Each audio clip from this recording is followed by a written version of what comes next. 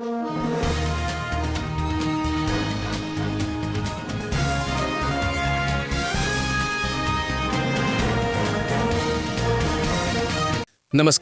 आपण पाहत आहात आयुर्विन टाइम्स. सांगली जिल्हा परिषद अध्यक्ष आणि उपाध्यक्ष निवडीच्या पार्श्वभूमीवर राजकीय घडामोडींना वेग आला आहे. उद्या काँग्रेस आणि दोन्ही राष्ट्रवादी काँग्रेसच्या प्रमुख नेत्यांची सांगलीत महत्त्वाची बैठक होणार आहे. या बैठकीत अध्यक्ष आणि उपाध्यक्ष पदासाठी नावे निश्चित होण्याची शक्यता व्यक्त केली जात आहे. सांगली जिल्हा परिषद अध्यक्ष आणि उपाध्यक्ष पदाची निवड बुधवारी 18 तारखेला होणार आहे. या निवडीपूर्वी सत्ता स्थापनेसाठी सर्वच पक्षांकडून जोरदार हालचाली सुरू झाल्या आहेत. भाजप आणि महाविकास आघाडी या दोन्ही गटांकडून सत्ता मिळवण्यासाठी व्यूहरचना आखली जात आहे. काँग्रेस, राष्ट्रवादी काँग्रेस, शरद पवार गट आणि उद्धव ठाकरे यांच्या शिवसेनेचे सदस्य एकत्र असल्याचे चित्र आहे. मात्र महायुती अद्याप पूर्णपणे एकत्र आलेली नाही.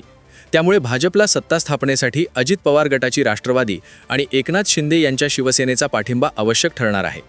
मंगळवारी सांगलीत होणाऱ्या बैठकीत अनेक दिग्गज नेते उपस्थित राहणार आहेत.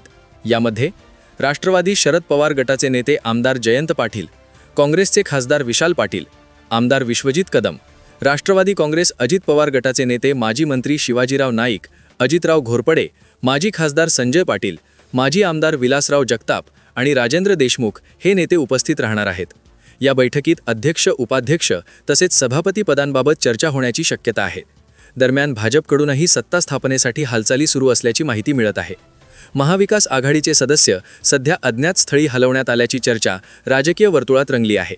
मात्र प्रत्यक्ष निवडीच्या वेळी सत्ता समीकरणे बदलू शकतात असा दावा भाजप नेते खासगीत करत आहेत. यामध्ये सर्वांचे लक्ष एकनाथ शिंदे यांच्या शिवसेनेच्या भूमिकेकडे लागले आहे.